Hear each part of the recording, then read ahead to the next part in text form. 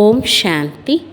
இன்று அறிவோமா ஆன்மீகம் பகுதியில் வெற்றியின் பாதைக்கான 8 படிகள் என்கிற தலைப்பின் 3ஆம் பாகத்தை பார்க்கலாம். வெற்றிக்கான பாதை பெரிய மாற்றங்களால் நிறைக்கப்பட்டுள்ளது.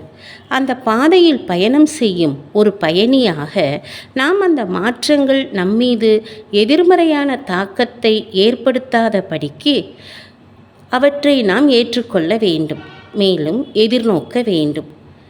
சிலர் அந்த மாற்றங்களை ஏற்றுக்கொள்வதில் பலகீனமாக இருக்கிறார்கள். ஏனென்றால் அவர்கள் குறைவான ஆன்மீக பலத்துடன் இருக்கிறார்கள்.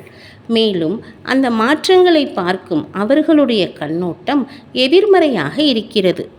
பிரம்மா குமாரிகள் அமைப்பில் வளைந்து கொடுக்கும் ஒருவர்தான் சுத்தமான தங்கமாக அல்லது மதிப்பு நிறைந்தவராக அல்லது வேறு வார்த்தைகளில் ஆன்மீக ரீதியில் தூய்மையானவராகவும் சக்திசாலியானவராகவும் ஆக முடியும் என்று சொல்லப்படுகின்றது. எனவே வளைந்து கொடுக்கும் திறன் அல்லது வெற்றியின் பாதையில் ஒருவர் காணுகின்ற வேறுபட்ட மைல்கல்லுக்கு ஏற்றாற்போல் மாறும் திறன்தான் ஆன்மீக சக்தி ஆகும். அதை நாம் நமக்குள்ளே நிறைத்து கொள்ள வேண்டியது அவசியம்.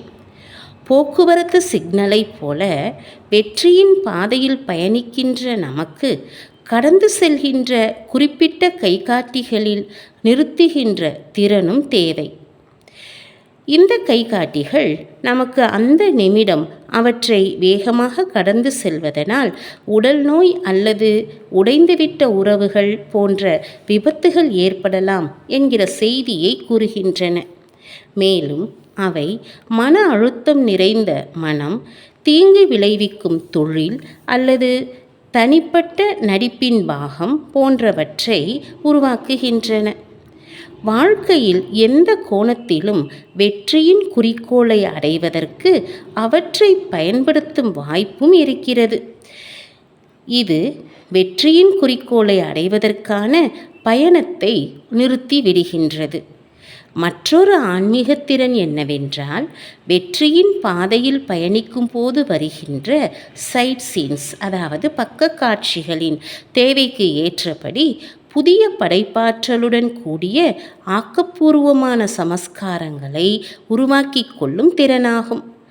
இந்த சைட் சீன்ஸ் சில நேரங்களில் பலரை ஆச்சரியப்படுத்தலாம். இந்த சமஸ்காரங்களுக்கு அந்த நேரங்களில் அகங்காரம் இல்லாமல் இருப்பது, ஒவ்வொருவரிடமும் அன்பாக இருப்பது போன்றவற்றையும் சேர்த்து கொள்ள வேண்டியது தேவையாகவும் இருக்கலாம். அத்துடன் பிறரை பற்றிய எதிர்மறைகளை தவிர்க்க வேண்டும். அவற்றை பரப்பக்கூடாது. எரிச்சலடையவோ சோர்வடையவோ கூடாது. பொறுமையாக இருக்க வேண்டும். தோல்வியின் எண்ணங்களை உருவாக்க வேண்டாம்.